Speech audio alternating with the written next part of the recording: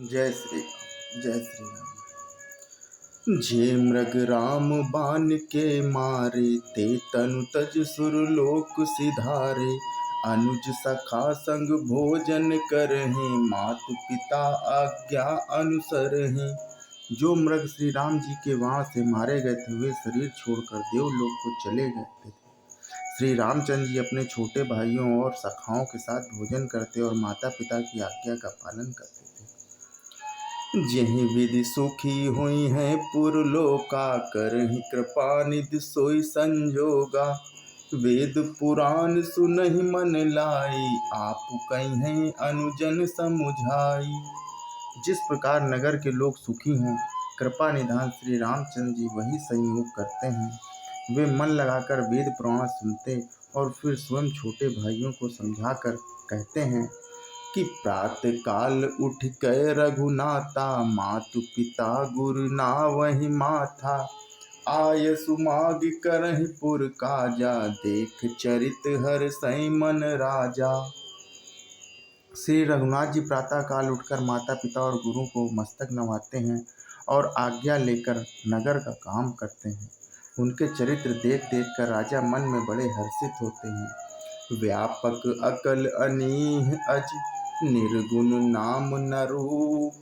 भगत हेतु नाना विधि, करत चरित्र अनूप। जो व्यापक अकल, निर्भय, इच्छा रहित, अजन्मा और निर्गुण है तथा जिनका न नाम है न रूप है, वही भगवान भक्तों के लिए नाना प्रकार के अलौकिक चरित्र करते हैं। यह सब चरित कहा मैं गाई, आगे कथा सुनहु मन लाई।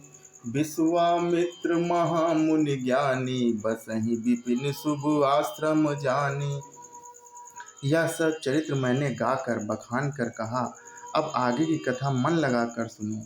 ज्ञानी और महामुनि विश्वामित्र जी वन में शुभ आश्रम जानकर बसते थे कि जह जप यज्ञ जोग मुनि करहि, अति मारीच सुबाहु डरहि। देखत यज्ञ निशाचर धावहि, करहि उपद्रव मुनि दुख पावहि। जहाँ वे मुनि जप यज्ञ और योग करते थे, परंतु मारीच और सुबाहु से बहुत डरते थे। यज्ञ देखते ही राक्षस दौड़ पड़ते थे और उपद्रव मचाते थे, जिससे मुनि बहुत दुख पाते थे। आज भी वही होता है, जैसे कुछ अच्छा काम होता है वैसे ही राक्षस दौड़ पड़ते हैं सब उसका विघ्न करने के लिए। गादि तनय मन चिंता व्यापी, हरि बिनु मरहि न निश्चर पापी। तब मुनिवर मन कीन विचारा, प्रभु अवतेरु हरन महि भारा। गादि के पुत्र विश्वामित्र जी के मन में चिंता छा गई। विश्वामित्र जी के पिता का नाम गाधि, ध्यान देने वाली बात है। गाधि पुत्र विश्वामित्र जी के मन में चिंता छा गई कि ये पापी राक्षस भगवान के मारे बिना ना मरेंगे। तब श्रेष्ठ मुनि मन में विचार किया कि प्रभु ने पृथ्वी का भार हरने के लिए अवतार लिया है। एहू मिस देखो पद जाई, कर विनती आनो दुई भाई। ज्ञान विराग सकल मुनि ऐना, सो प्रभु मैं देखब भरि नैना। इसी बहाने जाकर मैं उनके चरणों के दर्शन करूंगा और विनती करके दोनों भाइयों को ले आऊंगा। जो ज्ञान वैराग्य और सब गुणों के ध्यान है, उन प्रभु को मैं नेत्र भर कर देखूंगा। बहुविधि करत मनोरथ, जात लागी नहीं बार। करि मज्जन सरयू जल, गए भूप दरबार।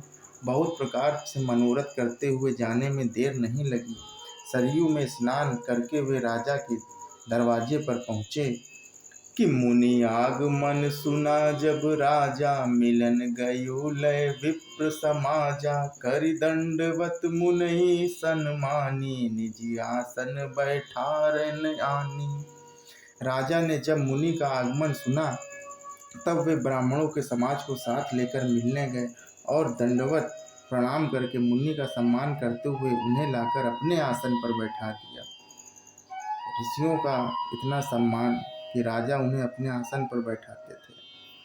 कि चरण पखार कीन अति पूजा, मौसम आजु धन्य नहीं दूजा।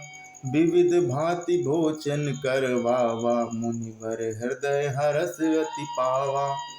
चरणों को धोकर बहुत पूजा की और कहा कि मेरे समान धन्य आज दूसरा कोई नहीं है। फिर अनेक प्रकार के भोजन करवाए, जिससे श्रेष्ठ मुनि ने अपने हृदय में बहुत ही हर्ष प्राप्त किया।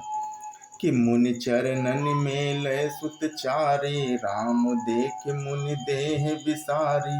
भय मगन देखत मुख शोभा, जनु चकोर पूरन सस लोभा।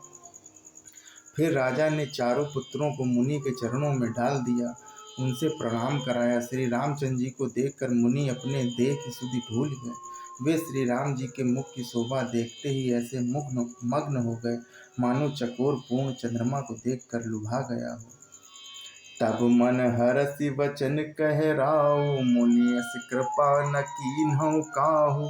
कही कारण आगमन तुम्हारा, कहूँ सो करत न लावऊं बारा।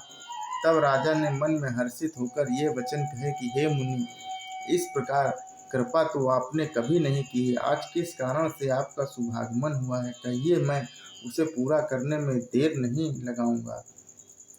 असुर समूह सतावहि मोहि, मैं जाचन आवै नृप तोहि। अनुज समेत देहु रघुनाथा, निश्चर बदमय होब सनाथा।